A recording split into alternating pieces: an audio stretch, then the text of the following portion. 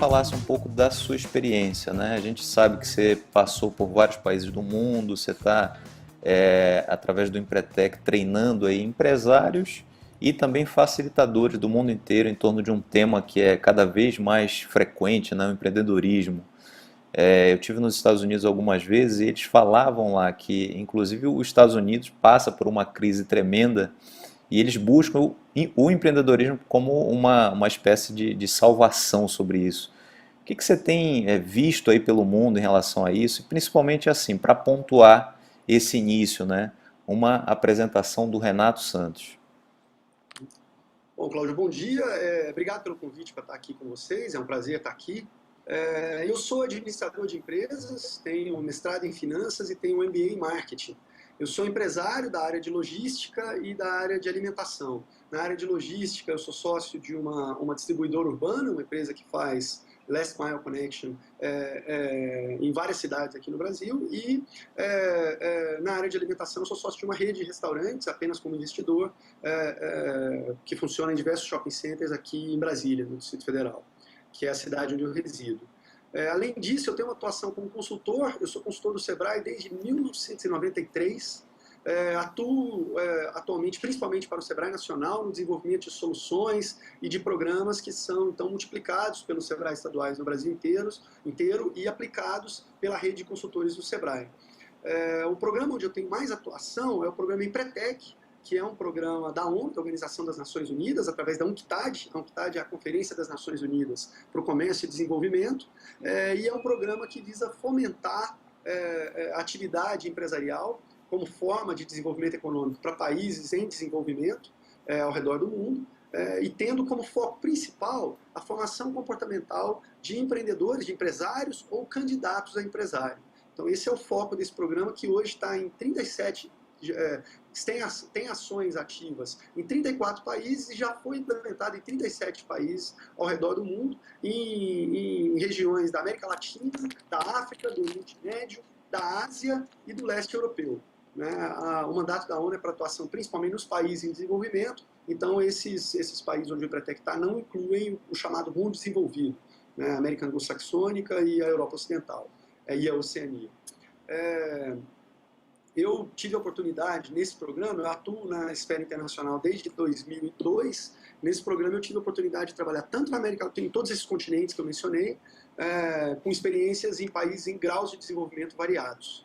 Essa foi uma experiência muito rica e muito gratificante. Eu trabalho tanto na implantação do programa, quanto na formação das equipes nacionais de consultores que vão desenvolver o Empretec, e atuo aqui no Brasil. Eu sou um dos coautores da versão atual do Empretec em todo o mundo. Uma equipe de 4 consultores desenvolveu a versão atual, eu sou um dos membros dessa equipe, os 4 são brasileiros. O Sebrae, como multiplicador do programa Empretec no Brasil, é o principal centro Empretec em todo o mundo. Esse programa já impactou mais de 310 mil empresários desde 1988.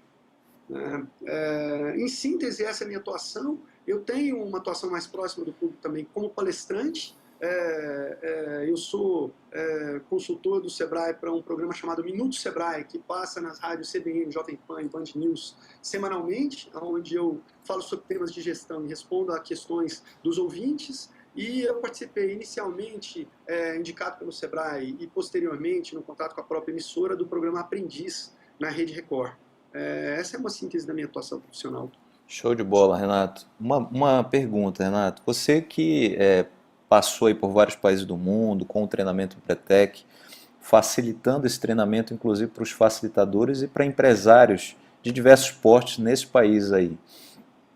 O que você enxerga como as principais diferenças entre esses empresários e as semelhanças também? O que você vê que esses empresários enfrentam em outros países, que existe aqui no Brasil também, e quais facilidades existem em outros países que deveriam existir aqui também para fomentar o empreendedorismo? Cláudio, primeiro, a gente tem uma impressão, e isso faz parte da cultura não só brasileira. Em cada um dos países que eu tive, foram 15 países, perdão, já visitados até hoje, atuando no programa Empretec, eu tive a oportunidade de visitar. Em todos os países, os empreendedores têm a impressão de que lá é o lugar mais difícil de se fazer negócio. Isso acontece aqui no Brasil, mas isso acontece ao redor do mundo. Em todo lugar onde a gente vai, a gente tem uma classe empreendedora que tem a impressão de atuar no local onde há as maiores barreiras, as maiores dificuldades do mundo. E isso acontece aqui. Eu acho que aqui, por ser brasileiro e por conhecer a cultura brasileira, eu acabo percebendo isso mais, mas eu percebi isso em todos, vou citar alguns exemplos, percebi isso na Argentina, na Jordânia, na Romênia, na Tanzânia, na Rússia, no Vietnã, em todos os continentes, em todos os países que eu tive a oportunidade de atuar no desenvolvimento do programa Empretec, existe essa percepção dos empreendedores de que eles estão num ambiente mais inóspito para se fazer negócio em todo o mundo. E cada país tem a sua própria característica, as suas próprias dificuldades, mas eu realmente acho que não consegui encontrar um que se destaque com o nível de dificuldade. A gente vai falar um pouquinho adiante, talvez sobre os territórios da Palestina, que tem uma situação política muito conflagrada, é quase uma zona de guerra. Lá sim é muito mais difícil do que nos outros lugares. Mas cada um dos países tem as suas próprias dificuldades. No mundo em desenvolvimento, a corrupção é uma dificuldade comum que a gente percebe em diversos países, percebe aqui no Brasil também, mas não é um privilégio, estou sendo irônico ao dizer isso, não é uma característica exclusivamente nossa, mas existem dificuldades diversas em todos os lugares. Então, isso posto, a gente compreendendo essa primeira questão, no Brasil e nos países latinos, os empreendedores têm uma característica emocional muito forte. Então, o relacionamento do empreendedor com as equipes com as quais ele trabalha, seus funcionários, seus sócios, seus parceiros, fornecedores, concorrentes, e até com o governo, tem um peso emocional muito grande. Há uma questão da mistura da característica do relacionamento pessoal com o relacionamento puramente profissional. Quanto mais a gente se desloca para a Ásia, mais isso diminui. A ponto de que no leste da Ásia, no sudeste da Ásia, perdão, você vai encontrar o contrário. Você vai encontrar empresários que a gente pode dizer genuinamente não têm coração. O relacionamento profissional é puramente profissional, não há nenhum tipo de condescendência ou preocupação com a parte emocional ou relacionamento entre as equipes e os colaboradores. Por isso, inclusive, na Ásia, você tem uma frequência tão grande, tem uma rotatividade tão grande nos trabalhos, você tem um nível de depressão tão grande por parte dos empregados, que o relacionamento interpessoal é muito pobre. E isso, como eu falei, isso vai num crescente dessa parte do mundo em direção à Ásia. Essa, para mim, é a característica que mais diferencia os diferentes países onde eu já tive a oportunidade de atuar com empreendedores. E aí, como consequência disso, o que você vê é que nos países latinos, principalmente, o planejamento é uma deficiência nos empreendedores. Em função da alta carga emocional, do alto privilégio ao relacionamento interpessoal, que acaba degringolando para coisas como o jeitinho, como o improviso, ou como a característica de resolver tudo meio que no grito, isso reduz muito a capacidade de planejamento. Quando a gente vai para o outro lado do mundo, quanto mais a gente se dirige para a Ásia, mais forte é a característica de colocar no papel e agir exatamente como está o plano. Nenhum dos dois extremos é o ideal. Eu diria que pegar um pouco de cada uma dessas culturas faria um empreendedor mais completo. E quando a gente vê os cases de sucesso, os empreendedores mais bem-sucedidos de todo o mundo, você vê que eles permeiam essas duas qualidades. A habilidade de planejar, implantar os planos e a habilidade de se relacionar bem com os funcionários, os fornecedores e os concorrentes. Perfeito, Renato. E você falou um pouco dessas diferenças, né? Quando você fala do empresário mais emocional, você percebe também que aqui, por exemplo, no Brasil, o empresário tem alguma dificuldade de falar dos pontos positivos dele. Salvo em alguns momentos em que ele precisa falar para captar um investidor ou um parceiro novo, normalmente o falar bem de si mesmo não é bem visto aqui. O que é diferente, por exemplo, de uma reunião com americanos em que todo mundo fala bem de si e é elogiado por isso. Como é que você enxerga essa diferença? Será que eu estou falando alguma bobagem ou isso realmente existe aqui na cultura latina também? Eu não sei se exatamente, Cláudio, na cultura latina, mas eu acredito que quando você tem empreendedores, principalmente no estágio mais inicial, você vê uma dificuldade maior em destacar o que seriam as principais qualidades, ou do empreendimento, ou do próprio empresário, ou até da sua equipe. Você vê uma dificuldade clara nisso. Comparando com outros países, à medida que a gente vai em direção à Ásia, essa dificuldade não desaparece. mas como os empreendedores asiáticos são muito mais objetivos, né, normalmente o plano que eles te apresentam, ou a maneira como eles falam do negócio, demonstra claramente o que o negócio é, o que o negócio pretende ser, o que precisa ser feito para chegar lá, que habilidades já estão disponíveis e que habilidades ainda faltam na equipe. É muito interessante ouvir um empresário asiático falando do negócio. É de uma objetividade quase que árida. É quase que não sobra, ele responde exatamente o que você perguntou e coloca exatamente as informações que você precisa, quase que sem dar informação adicional. Você precisa perguntar muito para receber, né? Mas também lá, você não vê um empreendedor que se venda ou que tem uma característica de, usando a expressão em inglês, de show off, que esteja apresentando muito. Eles são mais de fazer do que falar. Eu já tenho uma impressão um pouquinho diferente. Eu acho que o empreendedor brasileiro tem uma tendência muito grande a prometer, muitas vezes sem saber se está capacitado a cumprir. Quanto a apresentar as próprias qualidades, as próprias características, eu acho que por essa falta de planejamento estruturado do futuro, de uma visão, não é nem planejamento, desculpe, de uma visão estruturada do futuro, o empresário brasileiro, o pequeno empresário brasileiro, principalmente o empreendedor iniciante, o empreendedor startupper, tem uma dificuldade grande de enxergar quais são as habilidades que ele precisa para levar o negócio até essa visão. Já que a visão não é clara, as habilidades também não. Então ele tem dificuldade com isso de vender, que é capaz de conduzir a empresa por esse caminho. Acho que esse é o ponto mais negativo, talvez, que eu ressaltaria. Legal. E assim, Renato, tem inclusive um livro que fala um pouco das mudanças que o mundo vem ocorrendo, né? O que, que aconteceu, por exemplo, com a China. Ele fala da internet, fala inclusive da queda do Muro de Berlim, etc.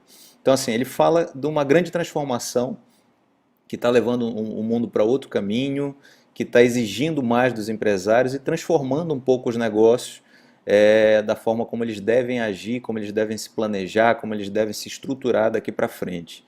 E aí surge uma questão importantíssima, né? Tem até um estudo da revista The Economist, feita no Japão, que indicava que 85% do PIB em 2020 será de produtos ainda não inventados. Então essa pesquisa foi feita mais ou menos 2, 3 anos atrás, estamos bem próximo disso, de 2020.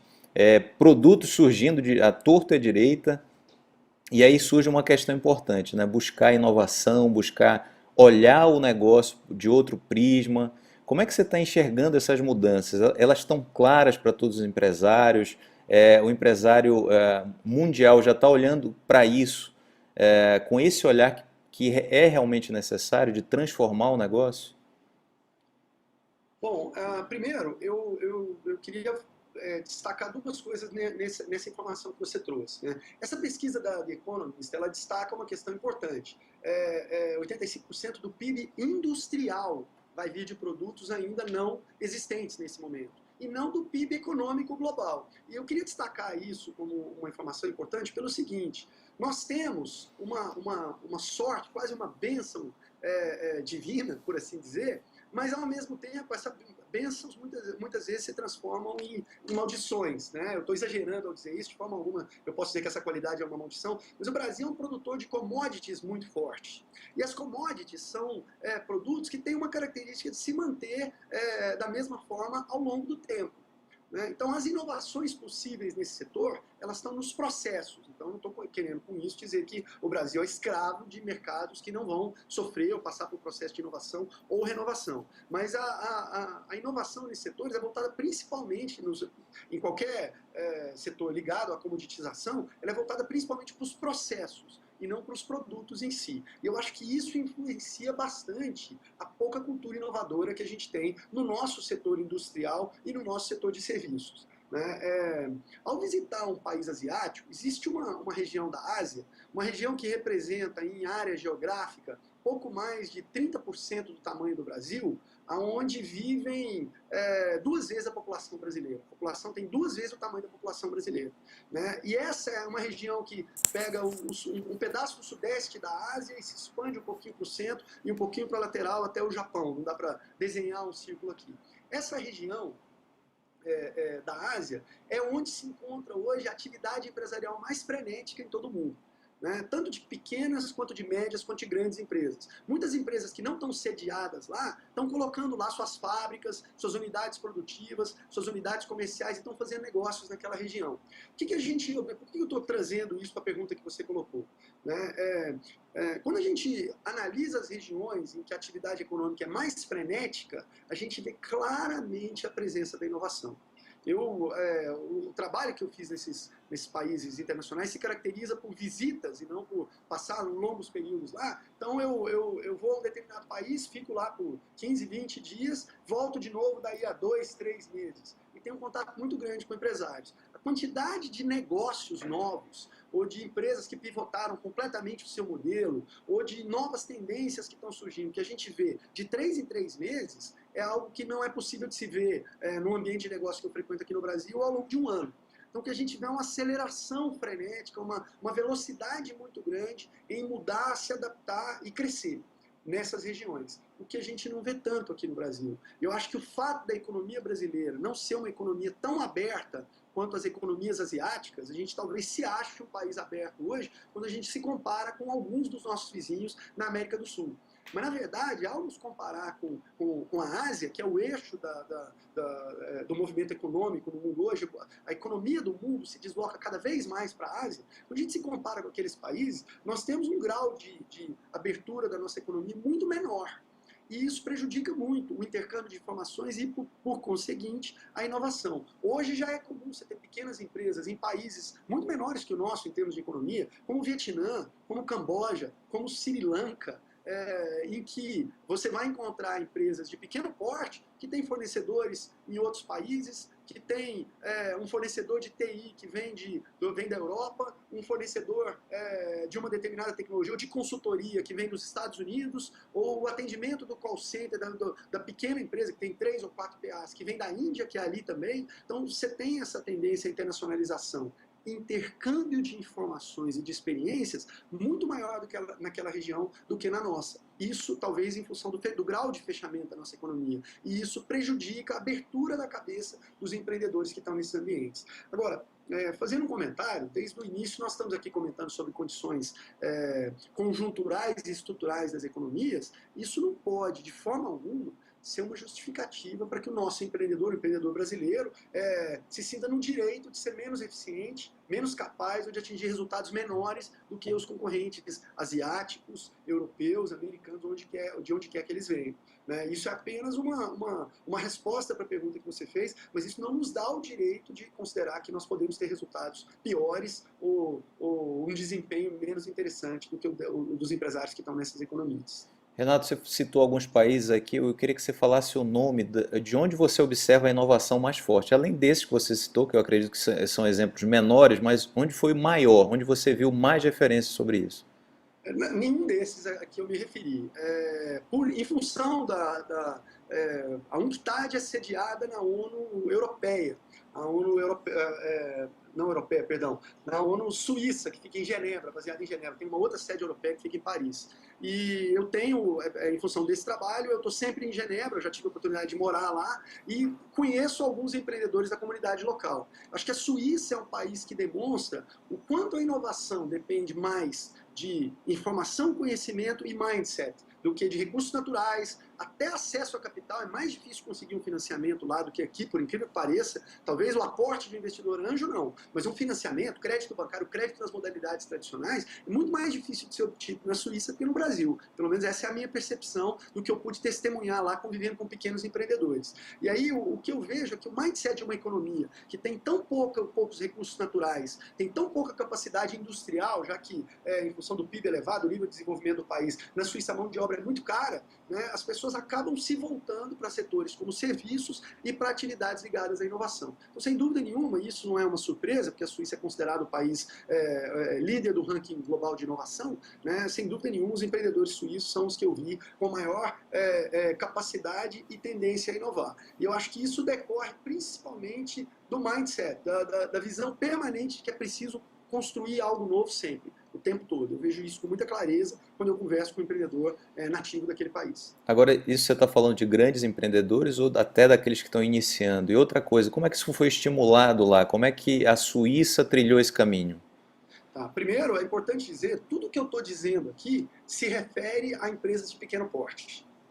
O programa com o qual eu trabalho, a ONU só tem, a UNCTAD só tem contato com grandes empresas quando elas funcionam como alavancas para o desenvolvimento econômico. Um exemplo é um programa chamado Business Linkages, aqui no Brasil, encadeamento produtivo, que é um programa em que grandes empresas estruturam cadeias de fornecedores de pequeno porte para atender às suas necessidades, com isso estimulando as comunidades e as regiões onde esses fornecedores estão instalados. Então, toda a minha experiência, ela é com empresas de pequeno porte, que aqui no Brasil seriam classificadas como micro, pequenas ou médias empresas, nunca com corporações ou empresas de grande porte. E quando eu falo dessas características, eu estou falando das características de empreendedores muito parecidos com os dos clientes do Sebrae aqui no Brasil. Esse é o perfil dos empreendedores com os quais eu tive a oportunidade de ter contato. Né? Aí a próxima pergunta que você fez é como é que a Suíça chegou a esse nível? Né? Isso não é algo que foi construído nos últimos 5 anos, nem nos últimos 20 anos. A Suíça tem essa visão de se colocar na ponta da inovação já há muitos anos, eu não saberia precisar quanto tempo, mas há um investimento massivo, primeiro na educação da população, e na formação principalmente de pessoas atuando nas áreas de design e indústria, e aí eu estou falando de engenharia, eu estou falando de todas as funções que podem prover o desenvolvimento industrial, que podem tornar uma indústria mais eficiente, apesar do país não ter uma industrialização tão forte no interior do país. Empresas suíças dominam vários mercados no mundo inteiro, Nestlé, um exemplo, o ABB, outro exemplo, por aí vai. Mas então a formação de uma população altamente qualificada e um estímulo governamental muito forte, com isenção tributária, com facilitação tributária, com financiamento público, com estímulo a parcerias de empresas de grande porte para empresas com pequeno porte, inclusive com incentivo tributário para isso. Então há uma preocupação por parte do governo em ser um facilitador e um incentivador dessa parceria entre o setor privado, entre as empresas de grande porte, ou esse investimento das empresas de pequeno porte no desenvolvimento de novos produtos, novos serviços e na inovação nos seus segmentos. Então, acho que é principalmente isso, associado a uma preocupação muito grande com a educação. Ao longo do tempo, de vários anos, talvez a gente pode falar talvez em 2 ou 3 décadas, que trouxe o resultado e o nível de competitividade que a Suíça tem hoje. Além, claro, de políticas públicas que são muito voltadas para incentivar a atividade econômica e o sucesso dos empreendimentos que começam ali. Perfeito. Então você destaca essa questão da educação como principal fator aí, né, que vem já sendo trabalhado há muito tempo. Agora, essa é a base da pirâmide inovadora. É preciso ter mão de obra qualificada, pessoas qualificadas para fazer isso.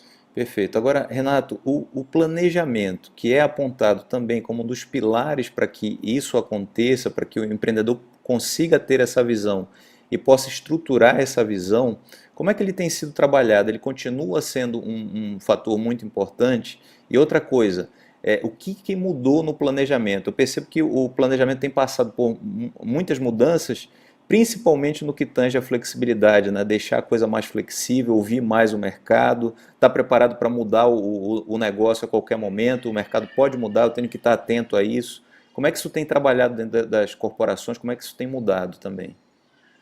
Falando, a minha experiência é mais com empreendimentos de pequeno e médio porte do que com corporações, e aí falando do que tem evoluído em termos de planejamento, eu acho que a característica, a mudança principal que o processo de planejamento vem sofrendo, ela envolve tudo que você falou, mas o item principal é a cultura do teste. A importância do teste antes de se iniciar a execução de um plano. Então, essa cultura de testar as ideias, prototipar as ideias, colocá-las em prática em pequena escala, para só depois multiplicá-las, né, é que talvez tenha alterado drasticamente o que a gente chama de planejamento. Já houve um momento em que o planejamento era basicamente uma atividade de escrever. Era basicamente levantar informações e redigir um plano. E aí o planejamento tinha um produto, esse produto era um plano, um documento, que então seria seguido por uma empresa. Uma realidade como essa foi bastante comum até 15 anos atrás, talvez até 10 anos atrás, mas no mundo em que a gente vive hoje, e com a velocidade da competição, principalmente em economias mais abertas, no mundo em que a gente se encontra hoje, ficou impossível agir assim.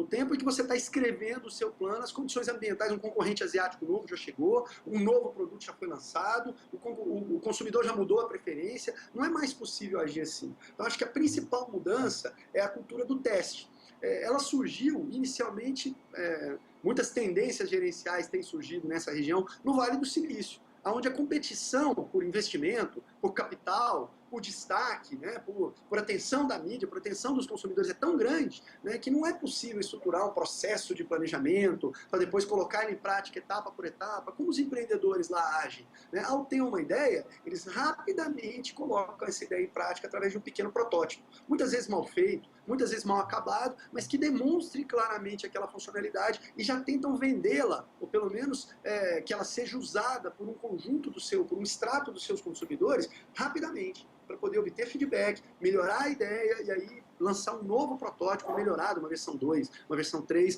até o momento em que finalmente o empreendedor compreende que aquele produto ou serviço está pronto para ser escalado, lançado para o mercado de massa. Então essa é a principal alteração no processo de planejamento. Não mais ele é baseado em fazer uma pesquisa, interpretar os dados, descrever as etapas, construir um fluxograma e aí ter um plano pronto. Ele é cada vez mais baseado em se colocar em prática numa escala muito pequena a ideia que você quer ver grande depois. Então acho que essa é a mudança principal. Renato, então com isso o plano de negócio está morto? Eu posso declarar com isso a morte do plano ou ele simplesmente é uma alteração agora? É o Canvas que você vai usar, é a validação da ideia, algo muito mais dinâmico do que simplesmente a ferramenta do plano? Cláudio, essa é uma pergunta muito interessante. E aí o que eu gostaria de dizer é o seguinte, é que seria uma arrogância muito grande, né, declarar a morte do plano de negócios. Seria arrogante e seria inadequado fazer isso. O plano de negócios continua sendo um documento muito útil para balizar a execução, o processo de execução.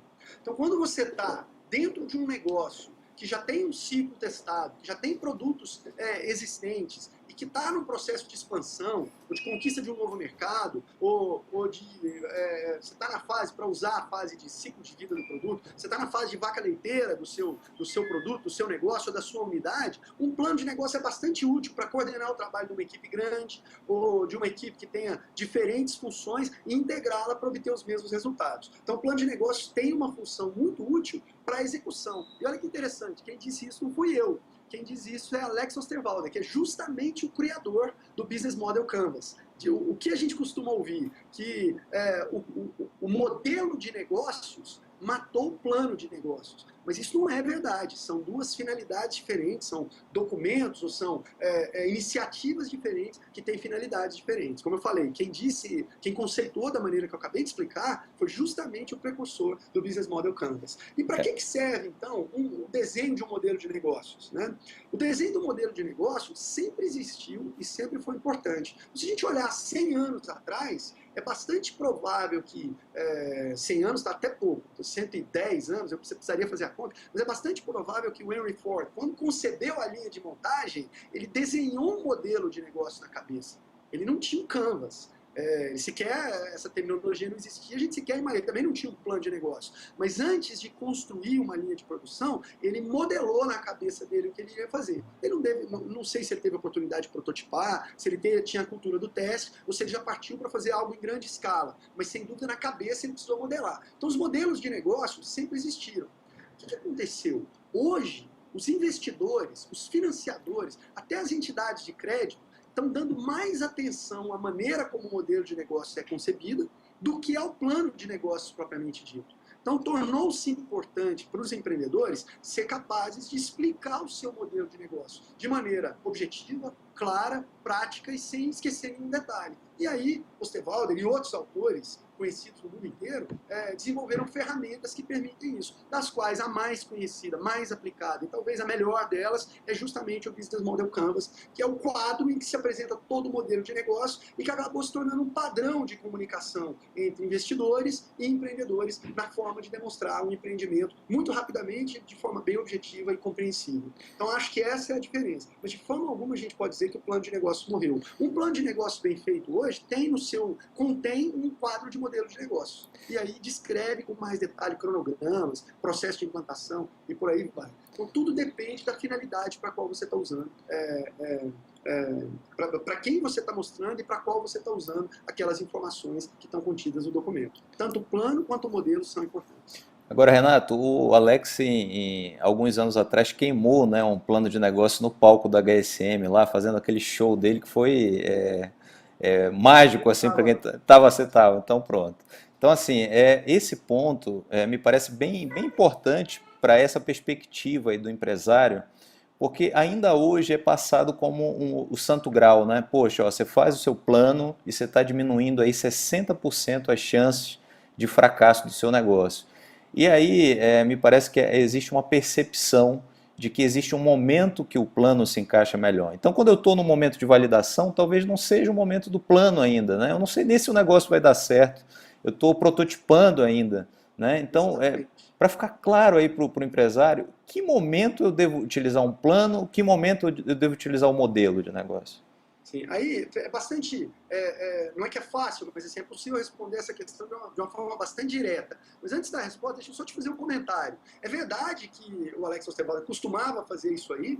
Eu estava no HSM Expo Management no ano em que ele fez isso, mas nesse ano, eu também estava em novembro de 2014 agora, ele disse o contrário, ele disse justamente o que eu acabei de falar, que o plano é uma ferramenta importante para a execução. Agora, eu não estou dizendo isso apenas porque é a opinião dele. Outros baluartes, outros lumiares da gestão e do planejamento e de negócios também têm dito isso. Não é possível desprezar o conhecimento adquirido e a capacidade de estruturar o funcionamento do negócio que um documento como o plano traz. Não é possível desprezar isso. Agora, na sua pergunta, você já trouxe uma resposta para essa questão. Existem momentos em que o plano vai ser útil. E esse momento, ele começa a nascer quando o negócio já está estruturado e está escalando. Quando você está na fase, quando o negócio começa a escalar, um plano é importante. Quando você vai sair de 1.000 para 10.000 consumidores, ou quando você vai sair de 100 para 1.500, 2.000, 3.000 consumidores, um plano de negócio vai te ajudar a entender qual é a necessidade de capital, qual é a necessidade de recursos humanos, qual é a necessidade de tecnologia que você tem, em que momento isso tudo deve entrar para que o atendimento dos seus consumidores, dos seus clientes e a experiência deles não seja prejudicado. Então, o plano é importante nesse momento. Isso, o modelo não responde. O modelo, ele basicamente te explica por que o negócio é atrativo para os diversos stakeholders que interagem com ele e por que ele para em pé. Quando eu falo para em pé, por que ele tem viabilidade social, ou seja, ele vai ser desejado, econômica, ou seja, ele vai se pagar, e ambiental. E aí ambiental eu não estou querendo dizer só do ponto de vista do impacto ao meio ambiente, mas do relacionamento com todas as entidades que de alguma maneira vão ser impactadas pela existência daquele negócio. Então o modelo de negócio te mostra isso. E aí ao validar as premissas do seu modelo de negócio, você comprova que aquilo realmente funciona com investimento de capital baixo e sem uma perda de tempo muito grande. O que um plano de negócio não te permitiria estruturar. Ninguém faz um plano de negócio com investimento de R$10.000. Ninguém faz um plano de negócio para os próximos 2 ou 3 meses. Para isso, você vai usar um modelo. Quando você estiver olhando para os próximos 3 anos e estiver falando de um investimento de R$1 milhão, aí eu estou falando para pequenos empresários, para pequenos empreendedores, R$1 milhão é uma quantia muito significativa. Né? Aí, nesse momento, um plano bem estruturado vai ser muito importante. E mais, você não capta R$1 milhão para fazer testes das suas ideias. Você precisa de muito menos capital para fazer isso. Você vai captar R$1 milhão para repetir ou para escalar um protótipo que você já testou e que você viu que funciona bem. Então, nesse momento inicial, o modelo é bem mais importante do que o plano e bem mais adequado para a realidade que o empreendedor está vivendo. Agora, Renato, eu tenho uma pergunta ainda sobre isso, né, para a gente esgotar o assunto, mas eu entendo que é bem polêmico realmente. Estou vendo que o Alfredo ativou a câmera dele, deve estar querendo fazer alguma pergunta já, mas o ponto é assim, existem vários negócios que são tradicionais, que existem em várias partes do mundo, que, por exemplo, modelo de franquias, em que você cria o mesmo negócio em diversas cidades. Para esses negócios, o plano de negócio é mais indicado, porque assim, eu não vou ter que validar uma ideia, ou ainda assim seria importante validar mesmo uma franquia que deu muito certo em São Paulo, numa outra cidade que vai ser implantada. Como é que você enxerga esse ponto aí? Perfeito. Bom, primeiro, uma diferença que eu queria fazer com relação à pergunta que você fez. Eu entendo que essa separação dos negócios tradicionais e não tradicionais, inovadores, novos, da economia digital, startup, o que quer que a gente queira chamar, ela é muito prejudicial. ela acaba fazendo com que empreendedores que estão enquadrados nessa categoria tradicional olhem para a inovação, olhem para prototipar novas ideias, para alterações no seu modelo de negócio com uma reserva maior.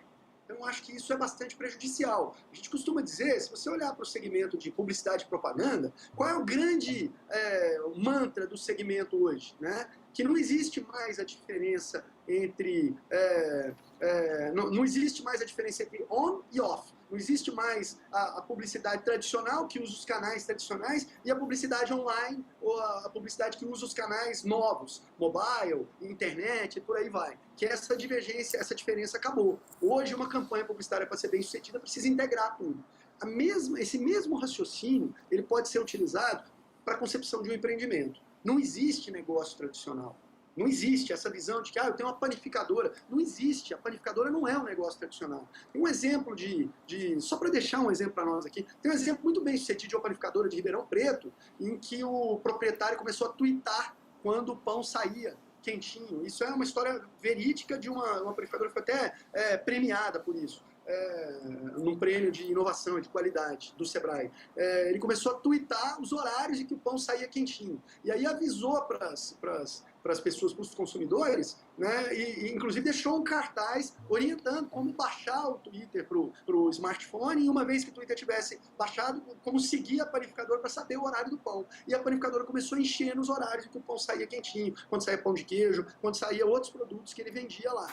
Então isso demonstra que você pode aplicar novas ferramentas a qualquer tipo de negócio. Não existe negócio tradicional e negócio inovador. Então, se você que está nos assistindo agora é um empreendedor, tem uma sapataria, você tem uma panificadora, tem um restaurante, tem uma lavanderia, qualquer empreendimento é passível de alterações no modelo de negócios para atender melhor o seu consumidor. Porque, na verdade, o modelo muda para tornar o consumidor mais satisfeito.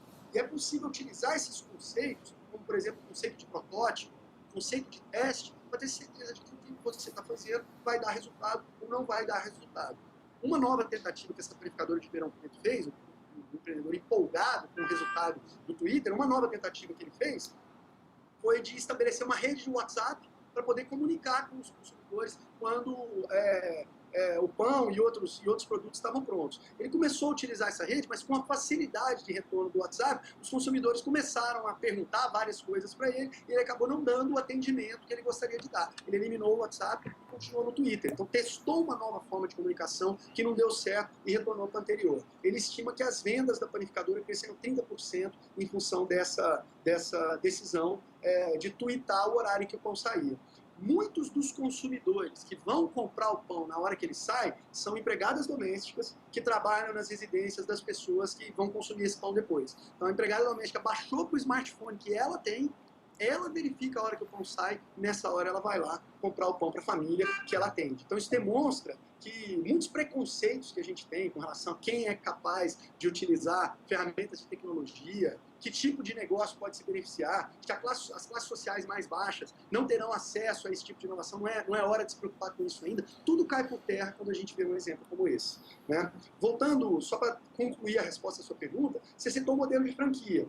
O modelo de franquia é um canal de expansão para um negócio, eu vejo dessa maneira. Então, a partir do momento em que eu testei, prototipei e vejo que o meu empreendimento funciona, uma das formas de escalar esse empreendimento é através do sistema de franquia, que reduz a necessidade de capital por parte do dono do negócio. Então, quando eu tenho um franqueado, é ele que vai fazer o empreendimento, mas também reduz o poder de decisão e de gestão que você tem sobre o próprio negócio. Você precisa passar a respeitar as necessidades e as demandas do seu franqueado, já que para o franqueado você é apenas um fornecedor. Você fornece o modelo de negócio, a marca, muitas vezes os produtos, dependendo do tipo de franquia que você está oferecendo, né, mas você é apenas um fornecedor. Então ele é uma pessoa-chave no seu negócio, mas você também é uma pessoa-chave no negócio dele, uma relação de interdependência que pode funcionar muito bem, como mostra o Boticário com as suas mais de 3.000 lojas atuando em todo o Brasil.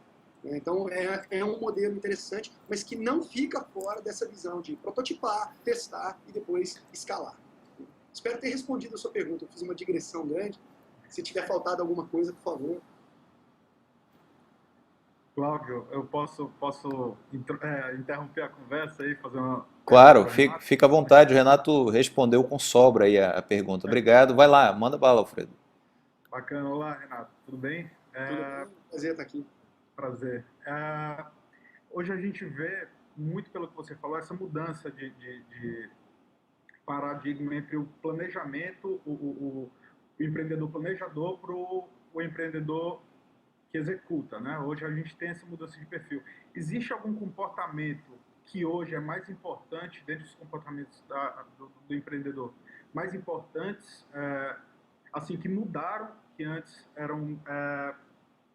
antes a gente tinha um cara mais técnico, um cara mais de informação, e hoje a gente quer um cara mais de execução, né? Então, assim, qual foi a mudança de comportamento e qual é o comportamento hoje mais importante, assim, no perfil do empreendedor, na sua opinião? Então, essa é uma pergunta muito interessante. Eu queria te dizer que essa é uma discussão muito profunda e que está longe de acabar, né? A pergunta as características de comportamento empreendedor para o sucesso empresarial mudaram. Elas foram desenhadas a partir de um estudo feito na década de 60 do século passado. Né? Nós estamos falando, elas foram concebidas há mais de 50 anos. Essas características ainda são válidas? Ou existe um novo conjunto de características de comportamento empreendedor que precisa ser mapeado e que precisa ser trabalhado num programa como o Empretec ou em qualquer outro programa de fomento e desenvolvimento empresarial? Então essa é uma discussão que não tem fim. O que eu vou te colocar é a minha visão particular como coautor da versão atual do programa e também como consultor desse programa desde, como eu falei, eu estou desde 1993 como consultor do Sebrae, mas desde 95 no programa Empretec. E desde 2002 na esfera internacional. Eu te diria o seguinte, as características do comportamento empreendedor não mudaram. E não mudou o nível de importância dessas características, porque nunca houve uma mais importante do que as outras. Né? Todas as 10 características de comportamento empreendedor sempre foram imprescindíveis para o sucesso. Não é possível ser bem sucedido tendo 9 delas. É preciso ter um pouquinho de todas. Não é necessário ser o melhor em todas as características, mas é preciso ter um pouquinho de todas. E quando você não tem, é necessário construir uma equipe que tenha. Né? Renato, um empreendedor que falta alguma das características, então está fadado ao fracasso? Não, ele pode construir uma equipe que nutra, que supra a falta que ele tem no seu perfil. Né? Mas o ambiente de negócio mudou tanto, assim, não mudou nada, mudou a maneira de colocar essas características em prática.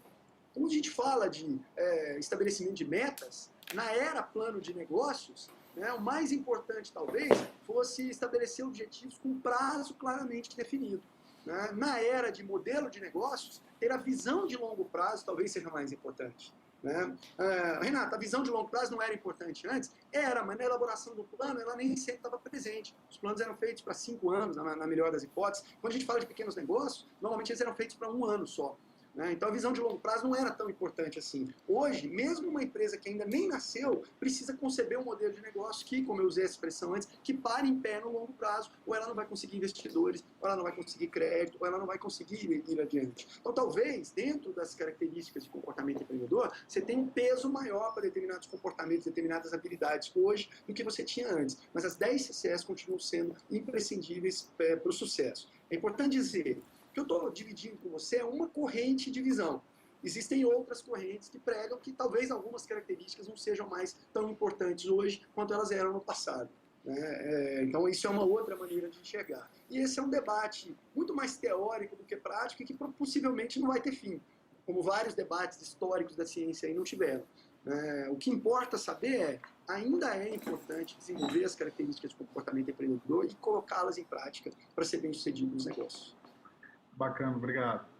Acho que o Fabrício quer fazer uma pergunta, Fabrício. Quero também. Olá, Renato, tudo bom? Tudo bem? Renato, eu queria falar assim, eu pessoalmente conheço alguns empreendedores que, às vezes, eles, em vez de pensar em algum modo de como fazer o seu negócio crescer, eles, de repente, percebem que eles chegaram num patamar onde não enxergam o crescimento e acabam investindo em outros tipos de negócio, para ter uma outra renda, um outro negócio. Mas muitas vezes também esse outro investimento acaba não dando certo. Né? Então, em vez dele concentrar aquela energia em fazer o seu negócio crescer, não, ele investe em outro negócio. Como é que o empreendedor, para não dar esses tiros errados, assim, como é que ele o que ele pode fazer? Como é que ele pode avaliar o negócio dele? Chegou num patamar, não está conseguindo avançar, como é que ele pode avaliar para ter uma outra alternativa de crescer esse mesmo negócio dele? Tem um texto da Universidade de Harvard, muito novo, de 1962 ou 63, e que é muito famoso, que fala das etapas do ciclo de crescimento empresarial. Né? Esse texto continua atual e ele demonstra que em determinadas etapas do ciclo de crescimento empresarial, habilidades diferentes são necessárias para o empreendedor ser bem sucedido. Então, nessa visão da década de 60 do século passado, né, nessa visão, quando você está iniciando um negócio, a principal habilidade que você precisa é técnica. Técnica no sentido de dominar o segmento ou a atividade em que você está atuando. Então, você está começando uma panificadora, ou eu de novo na panificadora, vamos usar outro exemplo. Você está começando uma oficina mecânica, você precisa ter uma habilidade técnica no conserto de carros muito grande. Porque quando a oficina é pequenininha, muito provavelmente você vai colocar a mão na massa.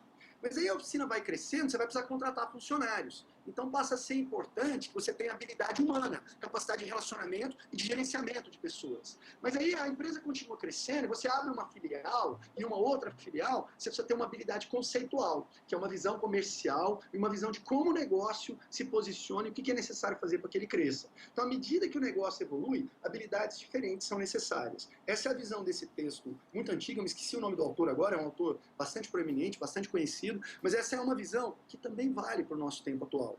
Né? A diferença é que hoje o ciclo de crescimento de um negócio é muito mais rápido. Então as novas habilidades são requeridas muito mais rapidamente. Mas isso continua acontecendo. Então quando o empresário bate no teto do negócio dele, normalmente o que isso reflete é que ele esgotou a etapa em que as habilidades dele se aplicavam ao negócio e ele agora precisa de novas habilidades para levar o negócio para o próximo nível. E aí, como muitas vezes o empreendedor não enxerga isso, né, ou mesmo enxergando, não consegue desenvolver essas habilidades, aquele negócio bate no teto e não consegue subir daquele patamar. Como a sede de crescer do empreendedor, a fome de crescer, não diminui, o que esse empreendedor vai fazer então é buscar um novo negócio que ele consiga fazer crescer até esse nível. Ele tem as habilidades necessárias para o negócio começar pequeno e chegar até o nível que o negócio principal está. E aí o que ele faz é diversificar a sua atuação. Isso não deixa de ser válido. Você vai ter muitos empreendedores bem-sucedidos aí que, num determinado momento, optaram por diversificar os seus negócios. Por incrível que pareça, o exemplo de empreendedor diversificado mais bem-sucedido que a gente tem no mundo hoje é o homem mais rico do mundo. Hoje, o Bill Gates tem uma exposição à Microsoft muito menor do que quando ele estava construindo a empresa. Hoje, o Bill Gates é um investidor em diversas outras operações, diversos outros tipos de negócio, que vão da hotelaria, ele é dono da rede Marriott, por exemplo, ao setor industrial, ao setor do agronegócio e por aí vai. Como investidor, ele tem um portfólio muito diversificado hoje, onde a exposição à Microsoft é muito pequena. É inclusive por isso que a Microsoft passou por um período muito difícil do ponto de vista da bolsa de valores, do ponto de vista da valorização das suas ações, não do negócio propriamente dito, do negócio também, eu acho, mas estou falando mais desse ponto de vista. O Bill Gates continua sendo o homem mais rico do mundo porque ele reduziu a exposição dos investimentos dele na Microsoft e dividiu numa cesta bem sucedida de outras empresas. Então isso mostra que essa tática não está errada. Né? Agora, para continuar fazendo o negócio principal crescer, o que o empreendedor precisa é ser capaz de identificar quais as habilidades que estão faltando no negócio e desenvolvê-las, ou desenvolvendo nele mesmo, ou trazendo para junto dele pessoas capazes de agregar essas habilidades aí que ele não tem. Né? Hoje, para os pequenos negócios, existem muitos coaches que são profissionais especializados em enxergar e apoiar o desenvolvimento profissional de executivos e de empresários que são capazes de ajudar os empreendedores a entender, eu particularmente não atuo nesse segmento, mas são capazes de ajudar o empreendedor a entender as necessidades de crescimento que ele tem e buscar o desenvolvimento dessas necessidades aí para levar o negócio para o próximo nível. Espero ter respondido a sua pergunta. Respondeu sim, legal. E nesse sentido de, por exemplo, eu tenho um negócio, ele começou a dar certo, de repente ele virou aí um objeto de desejo de alguns investidores. Aí sem a minha intenção de conseguir investidores, eles me procuraram espontaneamente querendo investir. Como é que o empreendedor deve proceder? Assim, de repente ele está sendo muito procurado, como é que ele deve proceder? Primeiro, ele deve ficar feliz. Né? A primeira coisa, ele deve ficar bastante contente. Ainda que ele não queira os investidores presentes, isso é uma sinalização clara de que o mercado acredita no negócio dele. Né? Então, a primeira coisa, se isso aí acontecer, fique feliz. Não se preocupe, não é algo para tirar seu sono, não é algo para você não dormir, é algo para te deixar bastante tranquilo e satisfeito. Isso mostra que, na visão desses investidores, você está no caminho correto. Então, isso é muito positivo. A segunda coisa, você precisa casar essas características que um aporte de capital no seu negócio, você precisa casá-las com o modelo de negócio que você concebeu. Um aporte de capital vai acelerar o seu modelo de negócio, mas em compensação, ele vai diminuir a exposição do negócio a você, ou em outras palavras, ele vai diminuir a sua capacidade de se beneficiar com os ganhos desse negócio no futuro. Então você precisa pesar o que é mais importante para você nesse momento. Se é preservar o controle e crescer um pouco mais devagar, ou se agregar o capital e eventualmente conhecimento, a rede de contatos, a capacidade de gestão que um investidor qualificado traz para que o modelo de negócio se torne mais robusto e o negócio seja mais bem sucedido. É isso que é preciso pesar.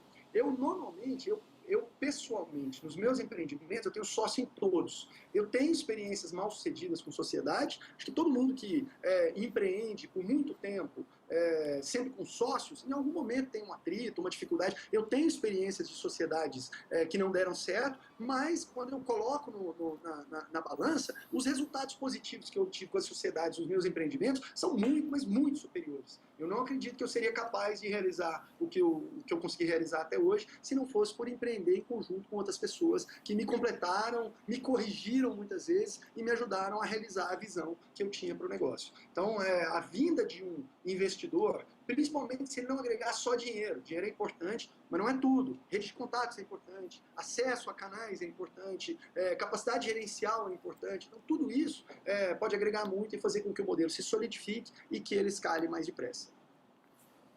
Legal. Renato, e para aquele empreendedor que ainda não empreendeu o seu negócio, mas que tem aquele sentimento assim, ainda está naquele seu emprego, tem medo de largar uma certa, entre aspas, estabilidade ali no seu emprego, mas aquela vontade de empreender está ali dentro, feroz para agir. O que você diria? Um ano que estamos com perspectiva de crescimento baixo, temos chance para o empreendedor? O que você diria para o empreendedor que está faltando coragem, ele está com vontade, mas está faltando coragem? Eu diria para ele olhar ao seu redor. A posição de executivo é muito mais insegura e muito mais sujeita a riscos do que a posição de empreendedor. Ao empreender, você está no comando do que você tem muito mais comando sobre o que vai acontecer com a sua vida. Isso, para mim, é um valor fundamental.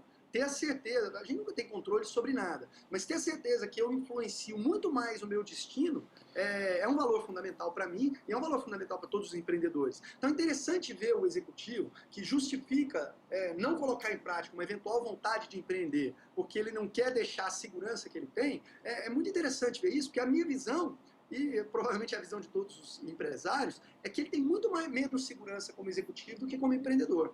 Claro, a chance de quebrar existe, a mortalidade empresarial no Brasil ainda é muito grande, existem muitas possibilidades do negócio dar errado, mas eu ainda acho que a chance de perder o emprego, se não aqui, ali na frente, é muito maior. Na realidade, hoje em dia, pessoas que conseguem se aposentar estando no mesmo emprego há 20 anos, há 30 anos, devem ser uma minoria. Eu não faço ideia do percentual, mas com certeza é muito menor do que a taxa de empresas que são bem-sucedidas. Então, a chance de ser bem-sucedido como empreendedor é muito maior que a chance de ser bem-sucedido como executivo. Então, essa é uma pergunta que, para mim, honestamente falando, ela não faz sentido.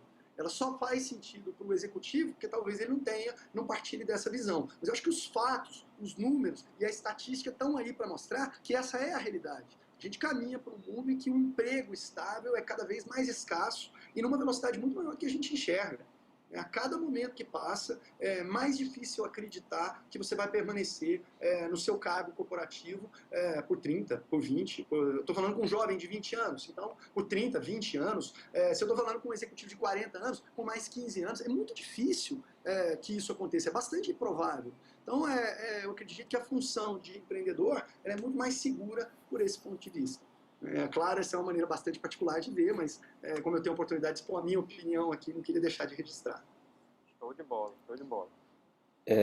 Renato, o Fabrício fez duas perguntas bem interessantes na linha de um perfil de público, né? Aquele que está querendo montar o negócio. Agora, seguindo essa mesma visão, aquele cara que já tem um negócio e que o negócio por algum momento passa por uma instabilidade ou passa por uma incerteza, o que eu posso pensar, de que forma eu posso agir para mudar essa realidade? Será que viajar um pouco, ter acesso a novos mercados, a novos negócios, seria um ponto interessante? Seria, de repente, assinar uma revista, participar de eventos do meu setor? Que conselhos, né, que indicações se daria para esse tipo de empresário? Então, Cláudio, tudo isso que você colocou, assinar uma revista, participar de um evento, viajar, conhecer pessoas novas, trocar ideias para poder descobrir o que fazer, nada disso é para momentos de crise. Isso é para o tempo todo. Isso são ações que fazem parte do dia a dia do empresário. O empresário precisa ter essa característica introjetada nele, na cultura dele, em tudo que ele faz. Então isso é parte do papel do empresário. Nos momentos de bonança e nos momentos de tempestade também. Isso não deve sair nunca. Né? Então assim, como agir então no momento de instabilidade ou no momento em que o negócio está com uma performance negativa? Né? A primeira coisa que a gente precisa dizer, não importa o que você faça, você precisa fazer rápido. Numa pequena empresa, instabilidade é algo que mata o negócio muito rapidamente. Você não tem muita reserva de capital, você não tem gordura para queimar, certo? Então, você não pode, se você não tem gordura para se alimentar, você não pode passar fome. Você não pode passar por situações de instabilidade, de queda de vendas, porque você não tem o lastro necessário para suportar esses períodos. Então, você precisa se reinventar rapidamente. Então, a primeira coisa, é preciso agir rápido. E a segunda coisa, é preciso questionar o modelo de negócio como um todo. É nesse momento em que o quadro de modelo de negócio tem que voltar para a parede e que as premissas têm que ser retestadas para a gente enxergar onde que está o elo fraco da nossa corrente e aí buscar a mudança cirúrgica. Qual é o problema que muitas empresas têm, muitas empresas, principalmente pequeno porte, têm? Quando o negócio passa por um período de instabilidade, o empreendedor vê o problema no negócio como um todo, no modelo como um todo. Então ele olha para o negócio e o comentário mais comum que a gente ouve do empresário de pequeno porte é o seguinte: o negócio está muito ruim. Ele não consegue enxergar aonde está o problema. Ele avalia que o modelo como um todo perdeu a sua atratividade. E isso, na maior parte das vezes, não é realidade. Então, essa é a hora de voltar para a base. Essa é a hora de recolocar o modelo de negócio na parede e retestar as premissas para ver qual é o elo que se fragilizou e que precisa ser substituído. E aí, quando você enxergar onde está o problema, aí você pode conceber uma nova solução, uma nova forma de lidar com aquele feature ali e testá-la de novo, prototipá-la de novo, até colocar isso em prática e recobrar a força do modelo como um todo.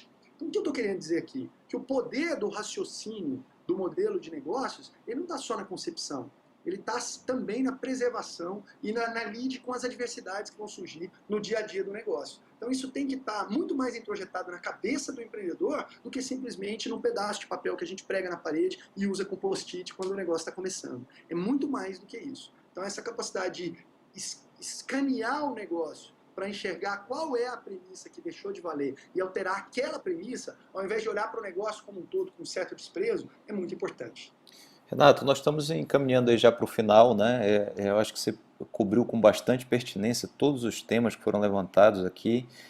E eu queria que você deixasse aí um sinal, uma mensagem de que livros o empreendedor pode procurar, que livros você indicaria, ou filmes, ou até mesmo séries que ele possa procurar para ficar antenado com o que está acontecendo, né? Para saber exatamente que rumos o mundo está levando, onde é que cursos também, né, você indicaria para esses dois perfis aí de público que nós temos, né? Aquele que está montando o negócio ou aquele que já tem um negócio e precisa dar um up, né? Um gás no negócio.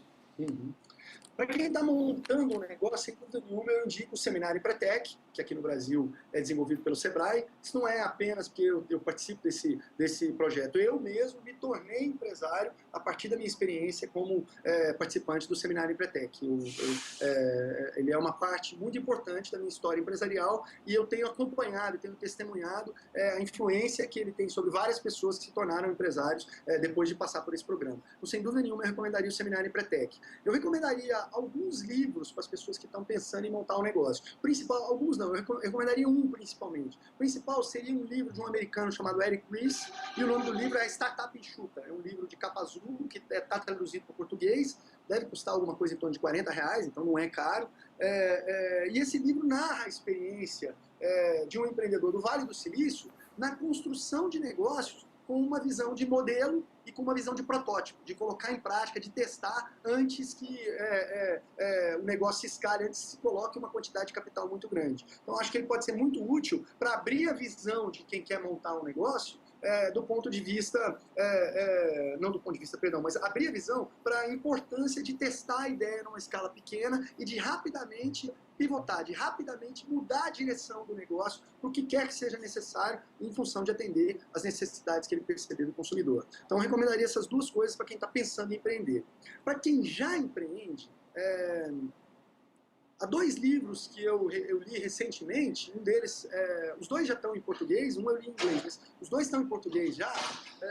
O primeiro deles é um best-seller, é do mesmo autor, eu me esqueci o nome dele, Walter Isaacson, se eu não me engano, do mesmo autor da biografia do Steve Jobs, se chama Os Inovadores. E ele conta a história do processo de inovação ao longo do tempo, começando no século XVII, se eu não me engano, não estou lembrado dos detalhes do livro agora, até as inovações mais recentes de grandes empresas como a Apple, por exemplo. E por que ele é interessante para quem já empreende? Porque ele demonstra a forma como grandes inovadores, que nem sempre são grandes gênios, do ponto de vista de conhecimento científico, técnico, o que quer que seja, mas como esses grandes inovadores conseguiram construir receitas de sucesso a partir de elementos que estavam no ambiente deles. Então é muito inspirador nesse sentido.